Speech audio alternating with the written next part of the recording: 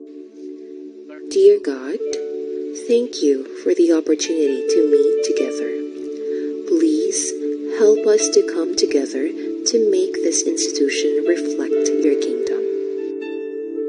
Breathe life into our ideas and decisions. Help us build a team that has love and respect at its heart. Give us the strength to continue working for your kingdom in this time of pandemic.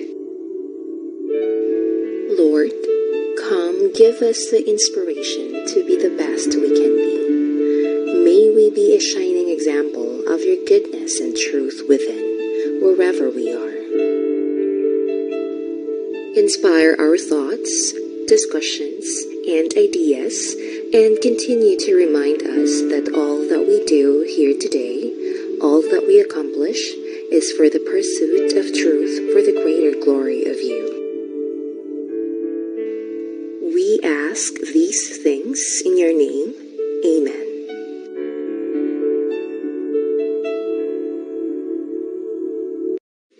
Mga kababayan, ang pambansang awit ng Pilipinas.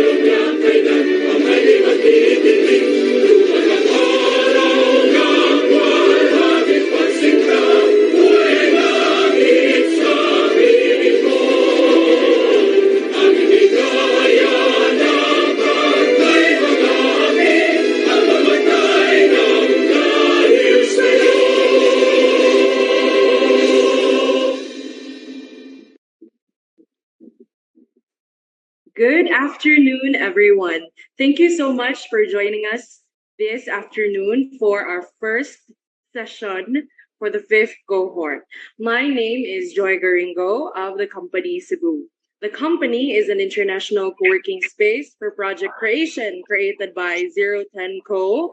It is an award-winning full-service creative agency based in Fukuoka, Japan, and it supports rapid business growth for all its members.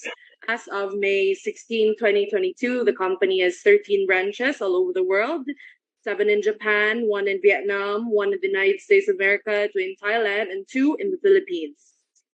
The company has been very, very honored to continuously partner with Startup Island PH and the Department of Trade and Industry Region 7 to help grow startups within the region and to make sure to build the capacity of each startup. So what is Startup Island PH? So basically, Startup Island PH's main mission is to build economically stronger and more globally competitive startups and a more robust ecosystem by providing a support system that includes dynamic pool of mentors, comprehensive training programs, and networking activities between startups, their target market, and potential investors. So, as I said earlier, Startup Island PH is a program initiated by the Department of Trade and Industry Region 7, and this is done with the local community. So, today we've put together the mentoring session, the 5th cohort, right? So we're very honored to have you join us at home. So if you have any questions later, please don't hesitate to sound off on the comment section wherever you found this video, since we are going live on different platforms, right? So please make sure to type, and we'll make sure that our community managers will bring it up during the question and answer session. So as for the format of the program, it's pretty straightforward. We begin with our lead mentor for doing the keynote speech, and after which there'll be a short question and answer portion where we will be entertaining all the questions from the viewers at home. After this, we will be ending the live so that we can move forward with the fireside chats with the mentees of the program, specifically the fifth cohort, right? And then we will also begin the elevator pitches and the feedbacking as well. So, without further ado, let's proceed to the first important agenda of this mentoring session, I, which is the keynote speech. So, our keynote speaker this afternoon is a Cebuano by birth, an architect by training, a gamer by desire, a salesman by vocation, Catholic by faith, family man by commitment, a public speaker by demand, and a humanitarian by choice. He studied architecture in the Royal and Pontifical University of Santo Tomas. After three failed business ventures in design and construction and BPO industry, he founded revastaff.com in 2018, which is a property tech startup specializing in the production of visual marketing content to drive real estate sales using technologies like image processing, computer graphics imaging, reality capture, and augmented and virtual reality. Riva staff is incubated by DTI Startup Island, and they're also a finalist in CNN's business reality TV show, The Final Pitch. They were also able to join the accelerator program of Startup Village and Labs. Today, they have over 2,000 clients. Wow. And helped sold over 10,000 homes in the United States. And recently, they started to introduce their technology to the Philippine market. Our keynote speaker today is the president of a BNI chapter in Cebu. He's also a trustee of the Philippine ACES, and the founding corporate member of Property Technology and Consortium of the Philippines. Without further ado, please welcome Mr. OJ Lopez. Hi, OJ. Good afternoon. Hi, Joy. Good afternoon. Hi, we're so excited for you to start the session, right? From mentee to mentor. Yes, and you've done so much. Thank you so much. Thank you, Joy. It's just so real for me to that was just 3 years ago that I was in the shoes of these mentees that we have, no? And then today, it's gone for full circle that I'll be be the keynote for this afternoon session, and hopefully I can give a lot of value to you, and not just on a mentor standpoint, but actually stepping into your shoes. Until now, we still consider ourselves a startup, but obviously we wanted to help grow the community as well, to have many startups in Cebu, as I have been exposed to other communities in Metro Manila and even in Southeast Asia, even in some parts of Silicon Valley, and the community in Cebu is really quite small compared to those other places that I've mentioned. So hopefully, batch 5 there would be a lot of startups that would continue on with the journey that they have started in this mentoring program, and hopefully, some of you would be also mentors someday in the next batches of Startup Island. So let me share my slide and continue on with, and let's get it going. Unless you have anything else, Joy? No, that's all good. Thank you so much. Thank you always for giving back. All right, go ahead. Right, so sharing my screen. So just living up to the startup hype.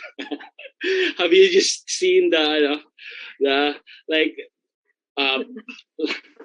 what it is, main media has been hyping up startups now, starting with this Korean adoption, Philippine adoption of this Korean drama, a startup, and I haven't actually watched the show because wala naman may TV. I'm just doing Netflix and YouTube. I haven't watched TV for a long time already. But apparently there's a show called Startup, and it's starring, not myself, no, but some of the local celebrities. So let's go on to what my topic for today is. I was tasked to be the phase 1 of the mentoring session is actually about the customer and your company. And at this session, it would be purely about you as a startup, as a company, whether you're a solo founder or you have co-founders, or you actually are operating now in your and you're several years in the business, and then hopefully this would give value to those who are starting out. But if you're already operating, just enjoy the session. And probably you'll be able to get also some nuggets of information that I have gathered from other startup accelerators and mentorship programs that I have been involved with, or actually joined as a mentee as well. So just sharing those learnings with you. Just a disclaimer: this research is done by other accelerator programs that I have been part with, and then I am just sharing what I learned and sharing my personal experiences also as a startup founder, and how my journey how my journey went through along. And so I have tasks. So let's go with a roundtable discussion first. Probably just 30 seconds per startup. Because we want our audience and also myself. I want to know more about what you're doing from the previous sessions. So I guess allow me to call on each of you guys and just turn on your camera and then put on your video, and then just give us a 5-word pitch of what your startup is. These are actual 5-word pitch of some famous startups that are now unicorns, except for Revastaff, of course. So Airbnb started Airbed and Breakfast. So as many of you may know, who have been very immersed in the startup scene.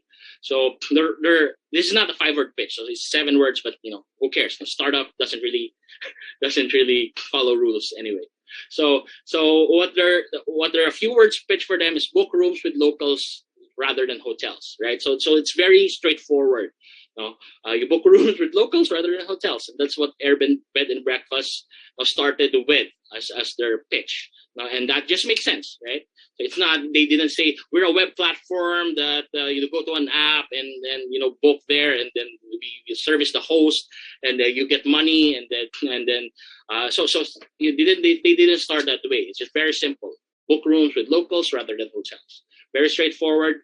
And right now they are a unicorn, several $1 billion in revenue, and obviously the valuation is quite high as well. And Dropbox, and it's also I'll be talking about Dropbox later on as well.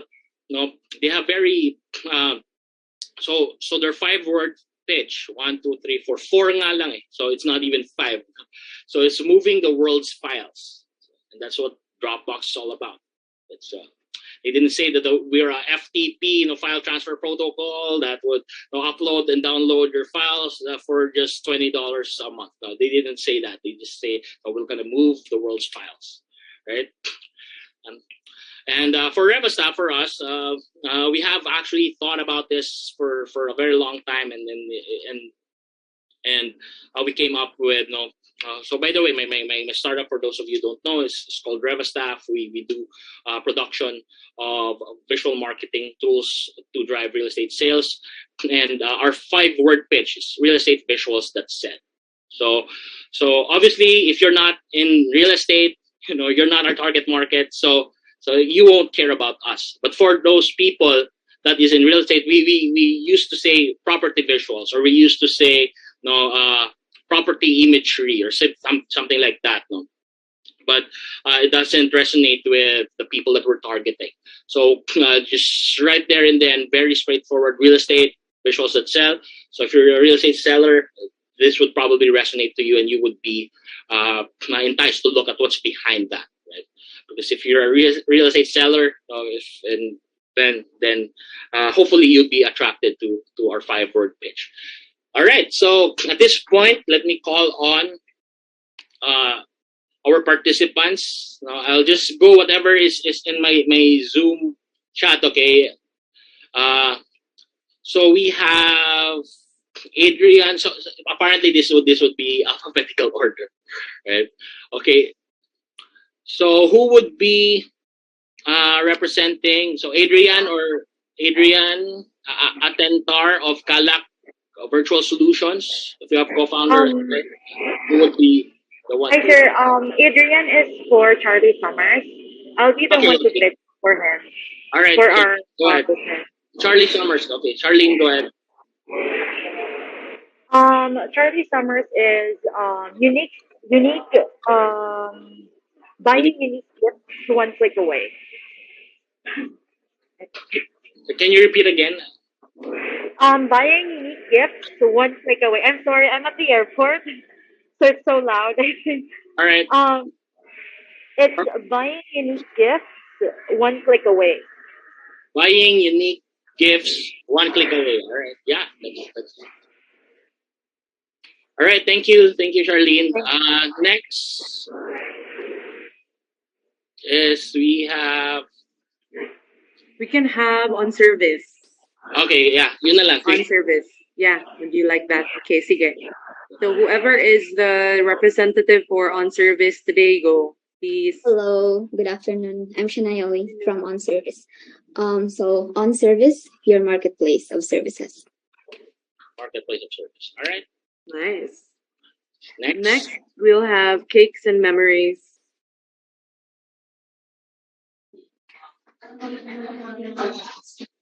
Hello. Yes. Hello. Yes. Online marketplace for custom decorated cakes. All right. All right. Thank you. Next, Recording we in have, progress. Hi. Next, we have Godzilla. Sorry. Select. Sorry. Hi, AIoT enabled Salesforce for workplace productivity. AIoT Salesforce. Workplace productivity. AIoT enabled Salesforce for workplace productivity. Great. Thank you. Next, Godzilla. All right. Good afternoon, everyone.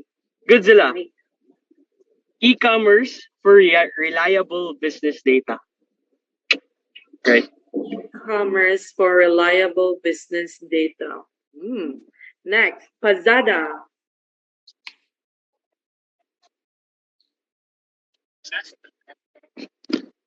Pazada. Yes, hi. Hi. Good afternoon.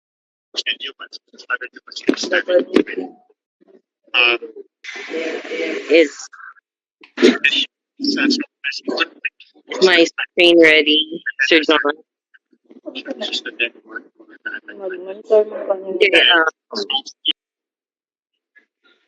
Pazada. yes. There you go. I have what we have for the 5 words. Peach is convenient. Hello. Yes. Go Yes. ahead. Hi. Okay, Yeah, we sorry. can hear I thought you. I lost you. No. Okay.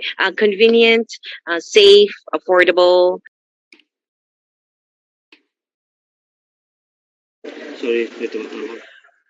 Sorry. Hello. Hi. Yes. Sorry. Someone is calling the toy. Okay. Again, convenient, safe, affordable, solution, and opportunity. Okay. Right. Thank you. Next, we have Rocket Express. Yeah, we're short of words, but ours would be Rocket Express. We deliver fast. Okay. Thank you. Nice. Next, Tryon. I think that's it, Nasi Tryon. Sorry. Done with Charlie Summers. Next, game time. Hello, good afternoon, everyone. Our 5-word pitch is Game Time is a booking platform for sports facilities. Thank you. Thank you. Tripsy.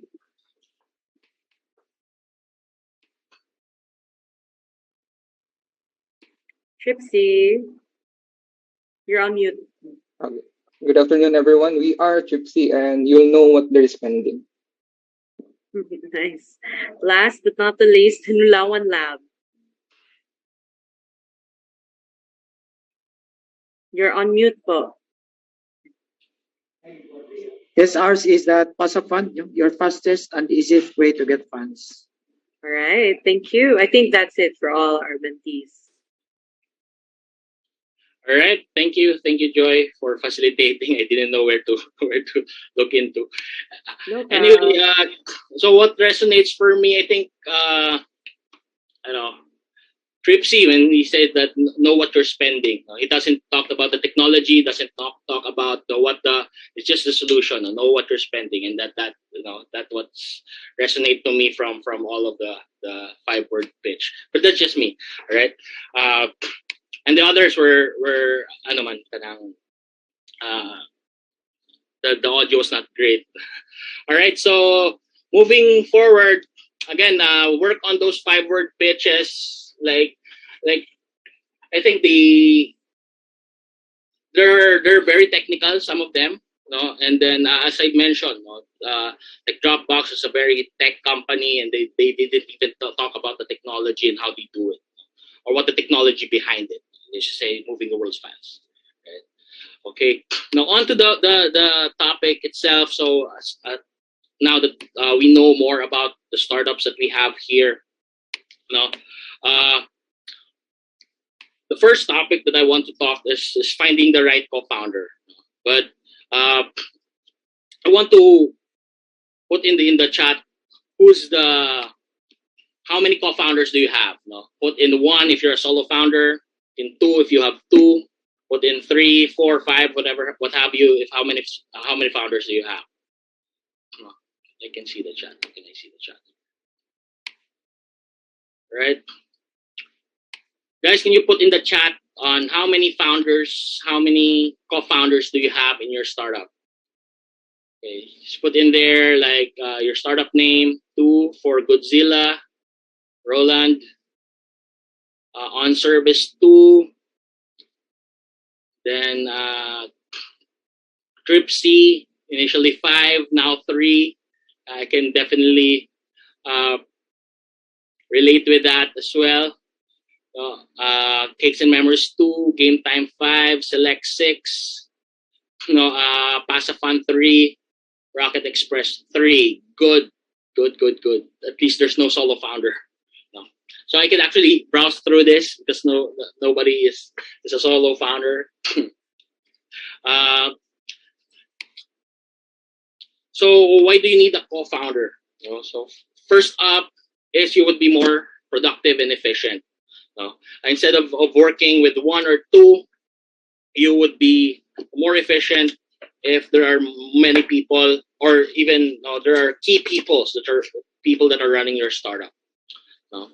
So let me just browse through this very quickly. And second is pattern recognition. The most successful startups in the world have co-founders, right? Jobs and Wozniak, right? Paul Allen, Bill Gates, Larry Page, Sergey Brin. You probably know all these guys, and these are duos that have started billion-dollar tech companies. And so I won't elaborate more on that. And of course, obviously, you would want to have moral and emotional support, because having a startup is really, it is very hard to start a startup, yet operating one. And actually, it's harder to sustain one. And that's what I have been experiencing in the past 4 years. I started with 2 co-founders, and ending up with another set of co-founders as well. So and the startups that I have been talking to, those who are in Manila or even here in Cebu, that's also the usual case. No? It evolves. The startup evolves. You get more co-founders to join you. Some co-founders would leave, and that's okay. And that's how startups are. That's how startup life is. And then So finding the one. If you already have a co-founder, so is this the one to start to start looking into? Because the first co-founders, the set of co-founders that I have, so when I started Revastaff in 2018, we were very alike. Now, these are my buddies. These are my drinking buddies. We're very close. However, in starting a startup, we're all too the same. We're both technical people. No, I mean non-tech in a sense that no, we're not programmers, but no, they are engineers and I'm an architect, and no, and we are very business minded. So there's nobody. We have so many amazing ideas, but in the execution of it, that's what we're lacking. No, we can't really execute because we're all idea guys, and they only need one idea guy to start up, right? And some of them need to execute. And I think the most important thing, we could have work, but the most important thing that I have in this list is how you handle stress. No? How your co-founders handle stress, especially if you're burning through your capital, or even if you don't have capital and you're working for free. And I've been working 12 hours a day without any salary for the next 6 months. And how would I be able to get by or even take care of my family if I have one? Right? How they would be able to handle that. And second, most important, is how they will be able to help you handle that stress as well. Diba? Ikaw mismo, giaway na ako sa akong isawa, because I don't bring in anything, but I really believe in the startup that I'm working on right now, and how your co-founders would help you cope without stress as well is as important as how they can cope stress themselves. Second is, are your values aligned and your motivations aligned? If your motivations are not compatible with each other, it would lead to conflict. So if you are the type of person that you would want to build a unicorn, and there's your co-founder is good with income of a 6-digit income in peso, monthly income in peso. So if that's good for them, then if your values are not aligned, and I have in workshops that we were asked na how much revenue would you be earning next year? Okay, so let's play a game. I put in the chat. So for all the co-founders, how much revenue would you be earning next year, in 12 months from now? Go. Especially those co-founders. No? When we did this workshop, I said like $1 million, and then my co-founder said 5 million. This is 5 times as much as I would. But basically that's like on his part, we were thinking, oh, that's wishful thinking, because I don't think that we're going to get that route. And then apparently, if we're gonna do that, we have to work 25 hours a day, 8 days a week to achieve that.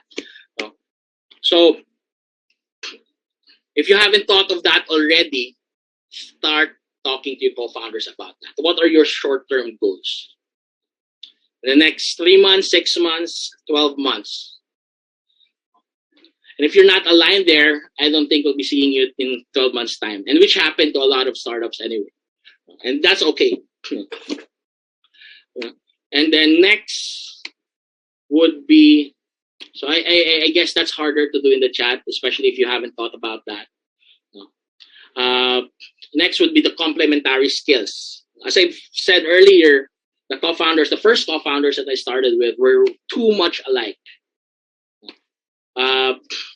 Idea guys and business guys, and there's nobody to execute our the ideas that we have. Although we do execute, but there's just too many salesperson, and so that didn't work out the way that we have wished, right? But it could have, no, if we have already money in the bank, and we could hire people that can do our tech, we could hire people that can do, our other stuff that we needed to do in our business. But basically, no, these are my friends. So these are really close friends of mine. But again, startup life, business life didn't work out. Right? But we still hang out. We still hang out a lot, and we have a very good, separation with my friends. Again, we're more of friends than business partners. So, but you can be business partners first and then friends second as well. Because the best person to start a company with is somebody you can hang out with. Why? I'll tell you why later. But I think we can skip through this because you already have co-founders. But for those in our audience who are still aspiring, to do a startup, first you just do a project. You can just do a project, not really build a startup, but you can just do a project and set a deadline, like 3 months to build an MVP. And if you really like to work together, then you take the leap of faith, and decide on an equity split. Ideally, the default is 50-50. For co-founders, especially for startups that doesn't have products yet, right? Or doesn't have anything yet. Okay? And after which you decide who's going to be the CEO. And this is one of the hard conversations that you need to do when you're starting a startup, because a startup needs a clear leader. And deciding who the CEO is a very big step for a startup.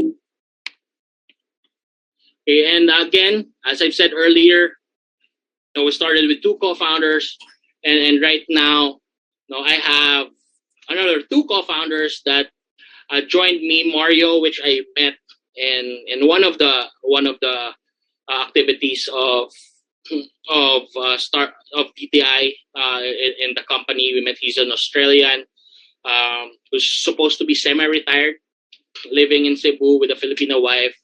And then when he learned about what we're doing in Revastaff, he was very interested in building out our tech. And all of our technology is being built by Mario. He has 30 years of programming experience, and which we really need, especially for a startup back then that we're not earning much. We couldn't afford to have him. Probably, he in his caliber, that would be like $200,000 annual salary if he's going to be working with a Silicon Valley startup. But for us, we got him as a co-founder, and we get the technology, a world-class technology that has been built by one of our co-founders.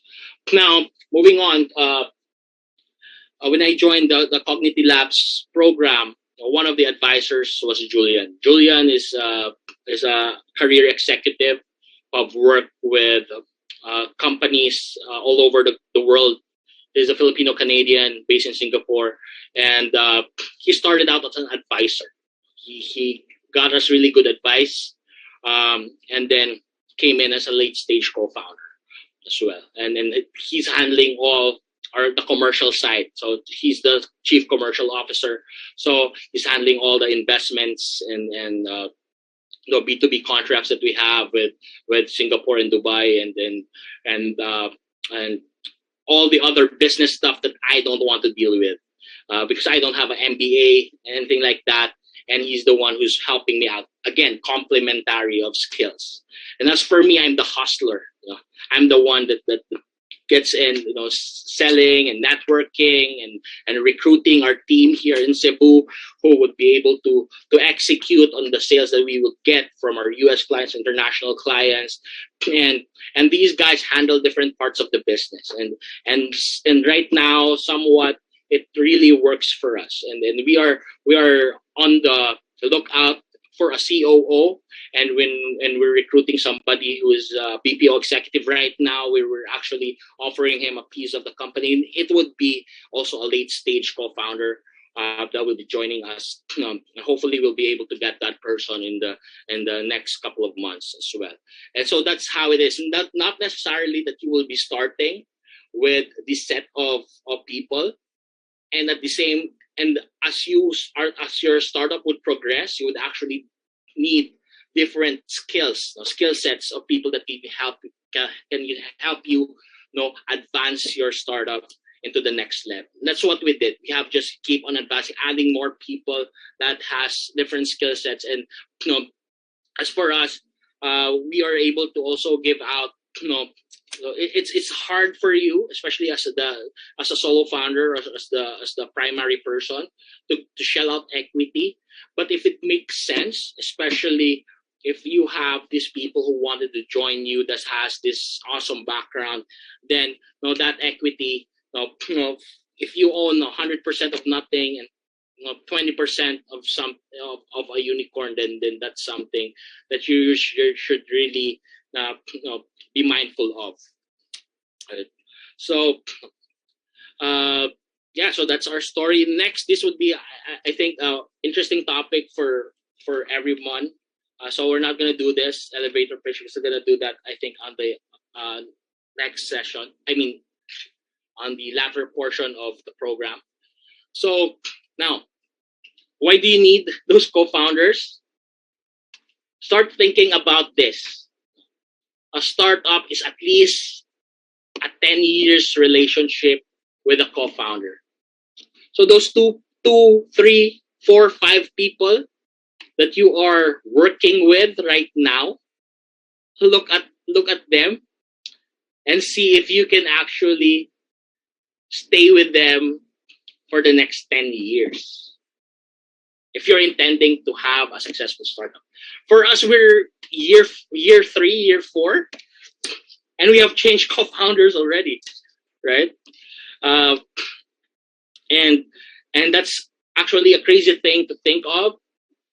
That for a person that you have only known for quite a short time, and I have actually known Mario and Julian for a short time, but we really invested in hanging out with each other, having drinks, going to the beach together, spending time with their families, and just that initial investment of time and effort to get to know them, get to know your co-founder on not even on a business level, but on a personal level as well. It's very important.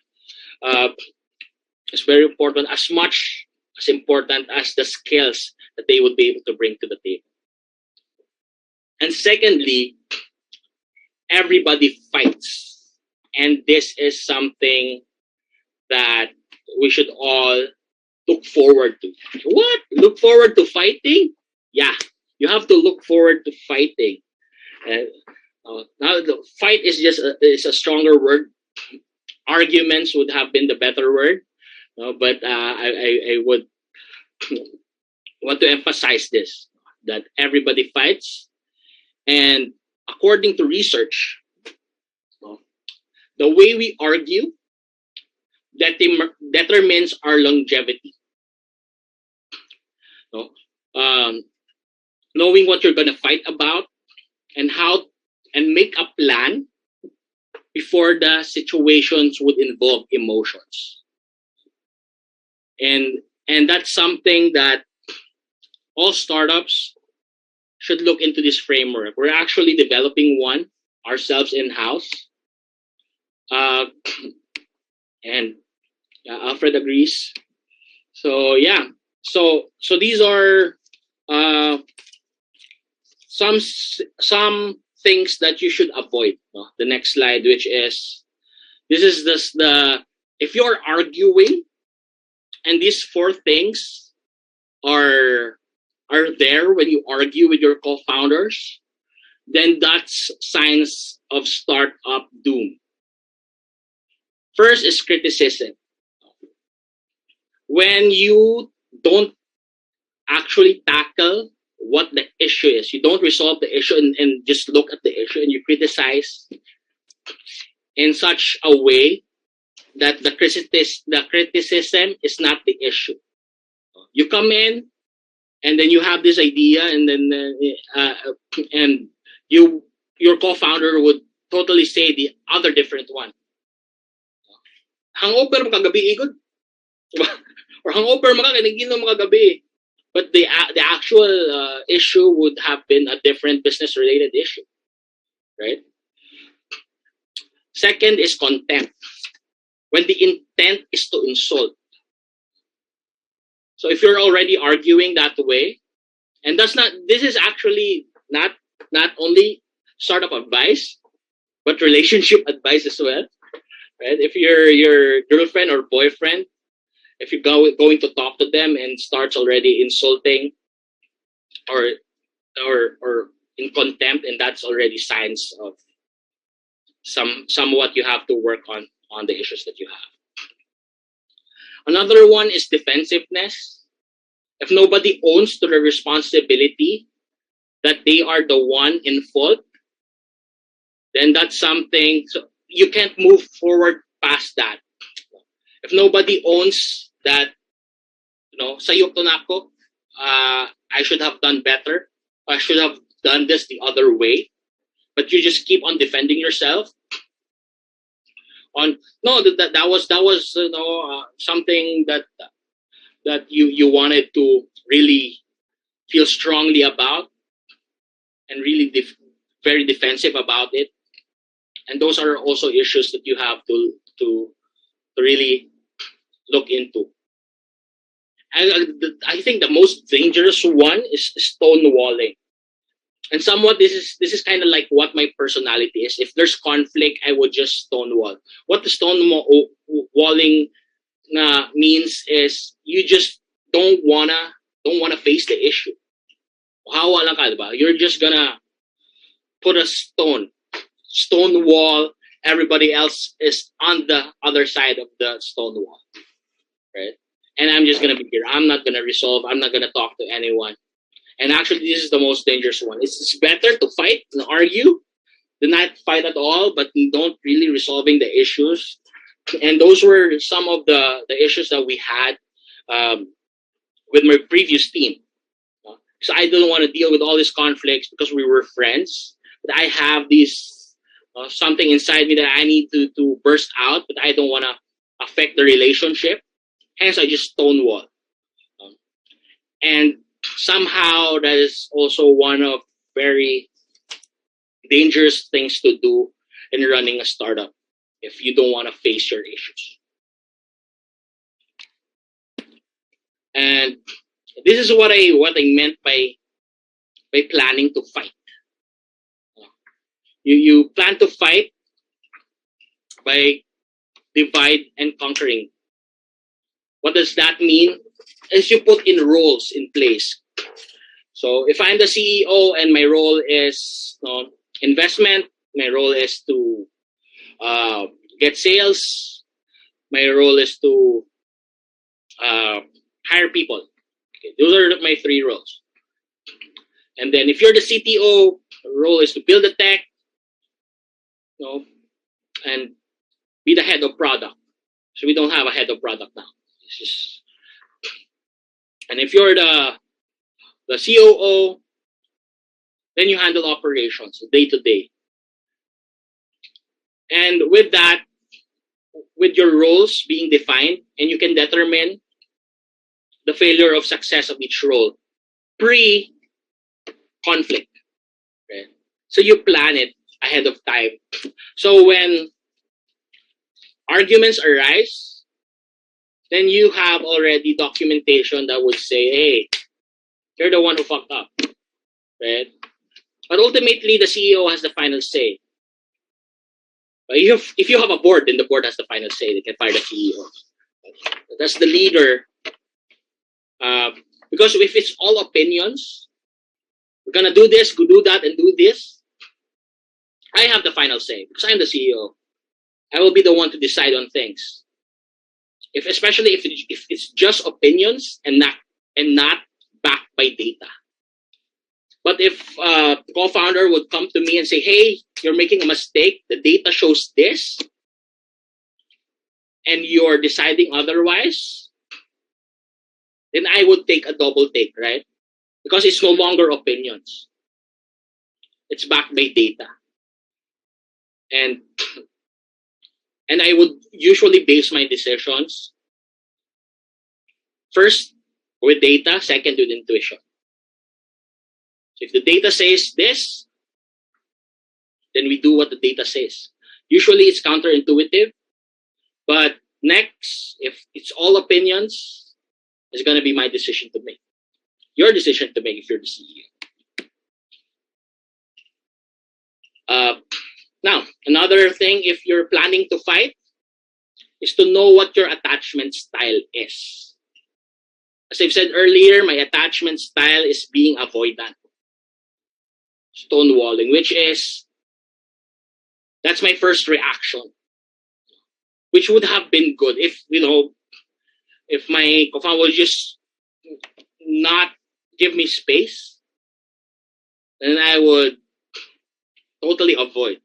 Rather than, if I just need time to be with myself, then come back and resolve the issue and just give me that time, then it would have been a better relationship. Rather than, those clingy people would want to go after the people who want to detach. And then there's also attachment styles that they want to feel validated all the time. Hey, talk to me. Am I doing a good job? You tell me if I'm doing a good job. And then if you're resolving a conflict and the other one needs validation and the other one is anxious about it or fearful or avoidant, then you wouldn't be able to resolve that conflict. And as much important is to know also what your co-founder's attachment style is. As I've said earlier, if I'm the avoidant type, then I just would need a day or even a couple of hours to be away from things. And then when I come back with a clear head, then I would be able to resolve the issue. And they have to know that. They don't keep on bugging me. Hey, unsa naman. Give me space. And if they would know that, they would respect a few hours a day, and then we can resolve the issue afterwards. But if your co-founder wants validation, then if the attachment style is validation, then you really have to know that as well. And developing a decision disagreement framework is actually very interesting to develop a disagreement framework. If you disagree on something, then this is how you resolve it. As I've said earlier, if there's a disagreement, your attachment style is like this, so we give it a day. If your attachment style is validation, we validate. I clearly know what your thoughts are and what your feelings are, but let's give it a day because I also need to cope on my own. And if that's the case, that's the disagreement framework that you have decided upon. Then well and good, with just those conversations. But then this startup, no matter, actually have a disagreement framework that is documented. So it's very interesting.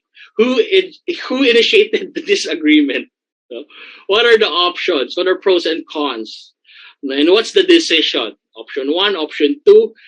And this is how they were able to scale their startup because of this disagreements framework that they have. Oops. All right. So very interesting, no? I think you can Google this or take a screenshot. Okay. I also give my slides to Joy next. Next is, in resolving conflicts, use nonviolent communication. See, and this is a book by Marshall Rosenberg about nonviolent communication. Again, it could be in business or in your relationships. You can do this as well. Now, when state your observation, then I feel statements, and then because I'm needing our universal need, I won't want to elaborate about this because this would be a workshop on its own. You just have to research on this, and then we can talk about this some other time as well. And would you be able to ask the request instead of doing a demand? Another really good resource is this a Medium article, how to deliver constructive feedback in difficult situations. I find this very helpful as well. Yeah, you can just take a screenshot of that.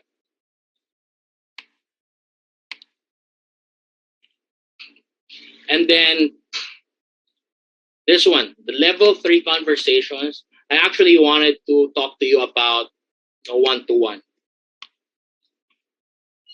And this is paying down emotional debt, especially to your co-founders. As I've said earlier, there was a workshop that even that, what is your revenue? And then we can't even have a common answer in my co-founders who have been, they have been working with for years already. So these are level 3 conversations. Level 1 conversation is hi, hello. Level 2 is, chica chica. And level 3, these are deep conversations that you can have with your co-founders. So some of the questions that you need to answer is, what are the short-term goals for our startup? Could be revenue goals, users, and are we using the right metrics, again, to determine whether you fail or success, or you have a successful campaign, or what metrics are you using? And for early stage startups, I would definitely say that one of the metrics that you need to really look into is revenue. So if you're pre-revenue, then what would be the fastest way to revenue? That could be one of the metrics that you can decide upon. It just means my advice is go for revenue rather than build a technology without customers.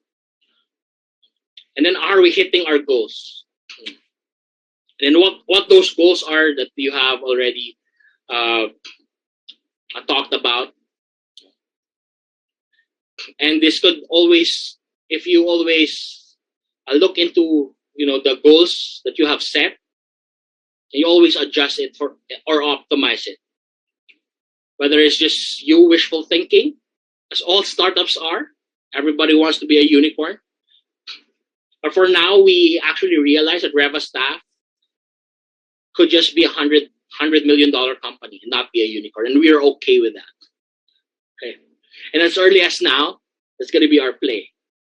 You have to reach at this certain valuation and get acquired, and not be a unicorn, because I don't think that that's our goal as of this moment. Right? And then, as earlier it was said, to divide and conquer. It is clear who is responsible for who. And then next would be, do we agree that the current division makes the most sense? Whether it's going to be the division of equity, whether it's going to be the division of workload. Which brings us to the next question, is the workload distributed fairly? Especially if there are co-founders that are not working in the startup full-time. If they have full-time jobs and just working on your startup on the weekends or at nights. And also very important question to ask is, do we all feel a high level of dedication and motivation to our startup? Or this is just going after the cloud? Oy, CEO ko.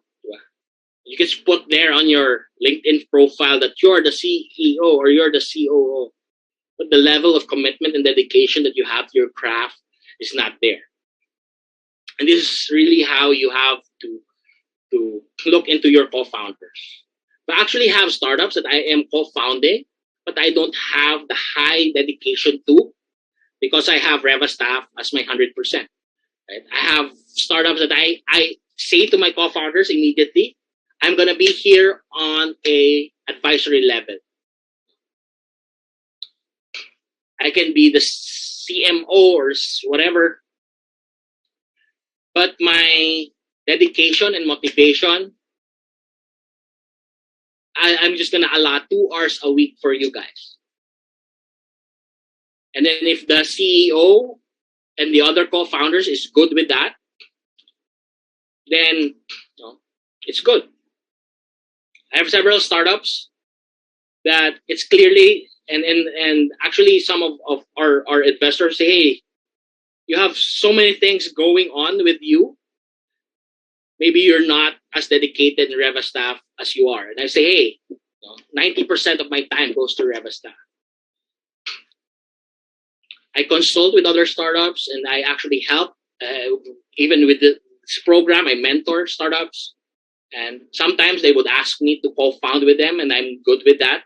But at very early, the beginning of the relationship, I would outright tell them that my capacity is only up to this, 2 hours a week. I can look into the startup, look into the pitch deck, hang out with you guys. But the dedication, motivation that I have belongs to my main hustle. And maybe you have co-founders like that, and that's okay too. You may need their help, the connections, the network that they have, and that's okay. And next is what mechanisms are in place for providing good feedback to each other. Again, the resources that I have shared a while. Okay, so in conclusion, so we can go now to the questions. So almost an hour na pala. So I think this is just in time now to finish off with this slide. So as a conclusion, how to work together as a team is to make a plan. Right now, you may be best friends, or you may be so in love with each other. But if the honeymoon stage is over, everybody fights. So you better make a plan on how to resolve conflict. And you have to do that now without the emotions involved. Right? So you can determine what roles you have in the company, especially if if you're just two, and if you're COO, there's actually overlapping of things. CEO, CTO. Then how would you determine the workload? How you would determine the equity split? And all of these things has to be discussed in the early stage, in the honeymoon stage, when nobody's fighting, when everybody say, yeah, I'm good with that. It's harder to do this when you're already operating and everybody has stakes already, and it's really hard for me when I already talk to my co-founders. It's usually, yeah, I'm good with that. But when times are when I feel that I need to argue with some of my co-founders, then we have a framework, and that has been set out prior. Now, next would be in relation. I guess this is 1 and 2. Figure out roles, goals, and processes before emotions get involved. And then number 3, start having those hard conversations now, especially if you are still in the honeymoon stage. Because I assure you, it would get 100%, man, 100%. It would get difficult. Even if you get funded tomorrow, or even if you get a lot of users tomorrow right away, it would still get difficult. And another advice from is to use nonviolent communication to share honest feedback. But this is what the book says. But I assure you, you would have heated conversations. And again, and you would also use violent language at times. You would, shout cuss words at each other, and that's okay. And that's okay too. But according to the book, use nonviolent communication. But if you're really confident about the co-founders that you have, that no matter what, you may fight right now, but on the outside, when you go out to the world, you're a team. You got their backs, and they got your back no matter what. And closed doors, shout all the cuss words that you know at each other. But outside, well, what's really concerning if your co-founders actually go outside and talk shit about your startup.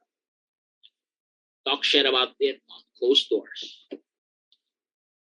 And how to avoid that is actually to pay down the emotional debt regularly, which is the hard questions that I asked the previous slide. And with that, that ends my session. And I hope you learned something from all the experiences and the learnings that I have shared with you. Again, we are still also working with all through our issues as well, and I hope you guys learned something today with our mentoring session. And I'm very honored to be here with you, and we are ready for questions. Hi, thank you so much, OJ. So I've taken a lot of screenshots. Thank you so much. Very valuable stuff, and I'm looking forward actually to your answers for the questions that were brought up by the people that are watching online. So we are actually live, right, on Facebook. We're on different Facebook pages. We're on the company's page, TTI's page. We've seeded it also in various Facebook groups, business unions, right? So we have gathered a few questions actually that are, and I'm quite excited for you to answer these questions as well, no? And if Vince is already on the call, I'd also love for him to join us. But probably he'll be in on later. But if he's here, it'd be awesome as well. Right, so let's dive into the first question. So okay, I'll just read it. How much do you pay the hustler and the other roles that you mentioned earlier? What's a good starting salary? A good starting salary is zero. Like if you're pre-revenue, and pre-fund, so you actually have to work first without salaries. And this is actually for most startups, that you work for free at the very beginning. But as you would progress and earn, you can put in a fixed salary for everybody. But you have to really have living expenses, covered for co-founders. So in my case, I know that my co-founders doesn't need salaries. That's why I got them in the first place. Because they don't need salaries. Otherwise, I would have just hired people and not get them as co-founders. I think a good follow-up question would be, where do we find people like that? They didn't ask that, but let's. Yeah, they're very, very interesting. Where do we find those people? Yeah, as I've said, in my experience, I started with my own peer group and got my really close friends as co-founders, which didn't work out. And then I am just very active in startup events. As you may know, I met Mario in the company, and started with a project and turned out started with a project, really just help us with our web design, and then and then it progressed, and then it just makes sense. Okay, you can join the team and be a co-founder, and then for Julian, he's actually an advisor from one of the accelerator programs at this in Silicon Valley. And I know he's a big name already, and there's a lot of things that I would be able to learn from him. And he was very interested in the business, so I also recruited him to be a late stage co-founder. So it's just a matter of just asking these people, because if you're gonna ask, if in our co-founding team, like Mario and Julie, I feel that I am the weakest even. But I'm CEO, and that's probably one of the things that's advantage to me, because I have very good co-founders. And I guess the thing about it is, I was able to sell them the vision for what we're trying to do and the impact that we will have for the world. Then they are motivated to do the same. And at the very beginning, they said to me, hey, like for example, Julian has a full-time job in Singapore, but we don't really need his expertise on a day-to-day basis. We need him when investors are there, when we do legal, when we do accounting, and that's not a day-to-day job. And and as a co-founder, that works with us. That works well with it. Doesn't mean your co-founder should be in full-time as well. Thank you. Go ahead. Sorry. Yeah, and as to your question, really, startup events are just join startup events. I have founded a lot of startups by just these events alone. Yes, but third time's the charm, they say, right? Like according to the introduction. But looking at the questions now, these are very similar themes, and I guess it would be great to have you walk through your experience. So you found a good team, right? And then after you found the good team, or like good co-founders, can you walk us through how you were able to persuade them? How did you sell them the vision that they were able to also see it in your lens and see the potential of your vision? Yeah, so as I've said earlier, we work on a project together, because from there they would, you don't outright, if you're gonna ask a girl out, you don't tell them to, Depends. Depends. If you're funded, yes. If you're funded. Okay. So you ease into it, right? You ease into it. Like go on dates in a co-founder stage, go on, work on projects together. Not necessarily you're going to be a co-founder, but again, if their skill set is tech, then you ask them to look into your website, and from there they would be, oh, yeah, very interesting what you're doing, and then tell me more, and then from there they would be. So you don't have a full-time CTO, or you don't have a tech guy in place. No, you don't have. And then that's how this conversation will start. And then you would realize, that they're the right person to co-found a team with. So just that, the starting out with a project first, and not outright and hey, co-founder ta. Because you don't even know what you're capable of, right? I think that's the notion that we also want to correct, right?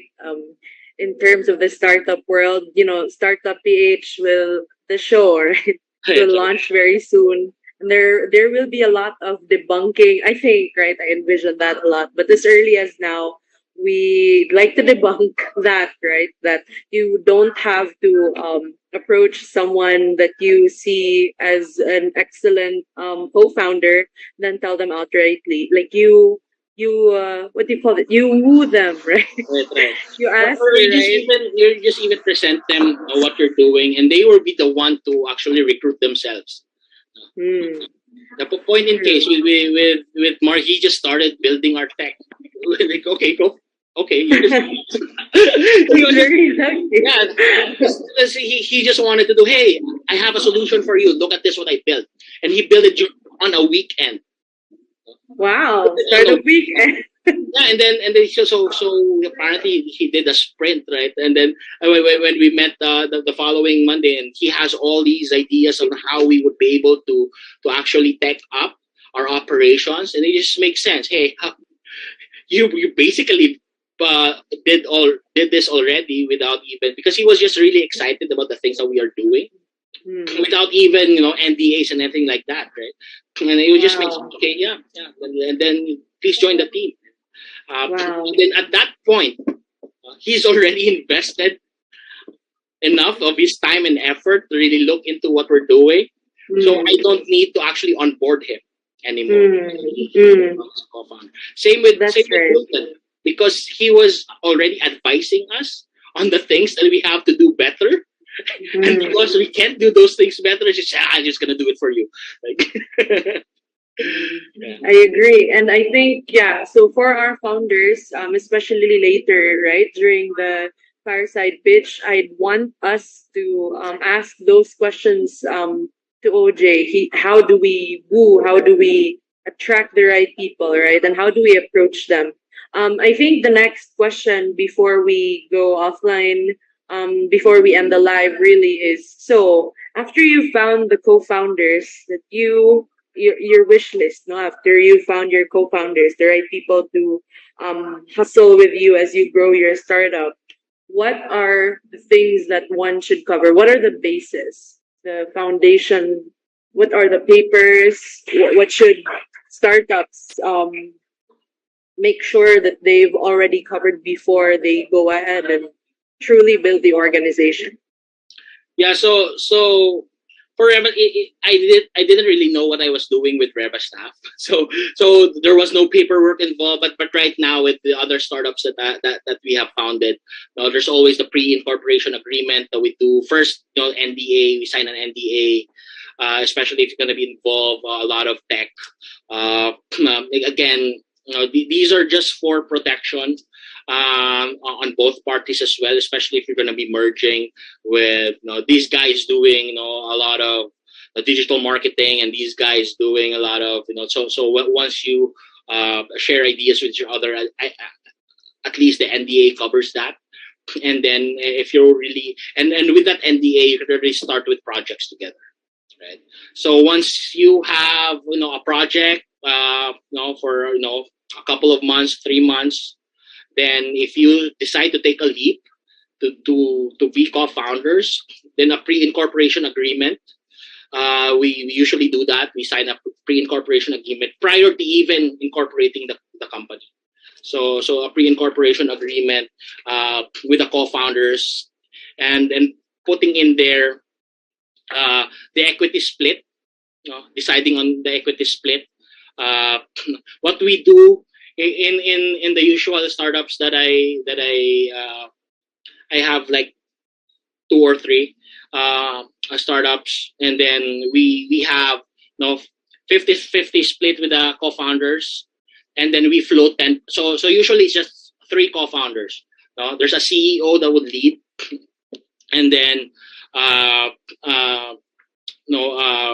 other role, CTO, if it's tech related, then so if it's 3 of us, then just 50-50 split, 30%, and then we float the 10% for investors. So that's how we do a pre-incorporation agreement. But then as it progresses, I will want to give out more of the equity if I see that the CEO is already running with it. So if the CEO is actually doing really good job doing it full time, then I would actually give out shares of mine. Especially if I'm just I'm just doing a 2 hours a week thing, right? So just to motivate that CEO, but no, it's my decision to make, no. So because I own that 30% anyway. And even to employees, right? Like to your existing team, you can also split the equity. Right. So there's this thing called ESOPs. So it's I'm just learning this now. Very very new to me because of how we are doing now, Singaporean incorporation, things like that, and getting investors involved. So all of these things, you would be able to learn anyway, in the next stages of the startup. But as a pre-revenue startup or even idea stage startup, you don't need to think about ESOPs. You just the pre-incorporation NDA and pre-incorporation agreement would suffice. Right. Thank you so much, OJ. And I think that's it for our live session for Startup Island PH's mentoring program, 5th cohort. It's about developing the organization, developing the team. It's about co-founding, finding the right people to work with and grow with, right? Of course, we've learned so much from OJ. Thank you so much. We couldn't, amazing. We couldn't have done it without you. And it was such a good first session as well. And I'm looking forward to the next session. So for those who are watching at home, our next session is the same time. It's still 2 p.m. next Saturday. And it'll be about developing the business. And our speaker, our keynote, the lead mentor for that session, we will be announcing that as well. But if you have any more questions about this session, feel free to reach out to Vince and OJ. Hi, OJ. Can they reach out to you? Yes, of course. Reach out to me, OJ Lopez at revastaff.com, and Facebook. What's my favorite? OJ Lopez ZZZ. All right. And if you're also looking are you looking for partners right now, OJ, with Revastaff? Is there something new that you're working on right now that you want to share to everyone watching this session? Yeah, very exciting times for us in our startup. We'll be announcing very soon once we have all the. So it's a big announcement, and this company that we'll be working with is legit, like crypto whales. So that's just the hint that I'll giving you. Wow, that's big. So they're crypto whales.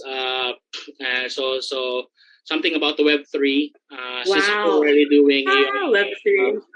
Yeah, so something about Web3, and then once we have all those signatures in place, we'll probably have a media run with that, with signings and everything. So yeah, for me, next in a few weeks, the FinTech Festival. So I'll be talking at FinTech Festival, talking about prop tech. I'll be one of the panel for FinTech Festival. I think that's October 18. So if you're in Manila or anybody wants to go to the FinTech Festival,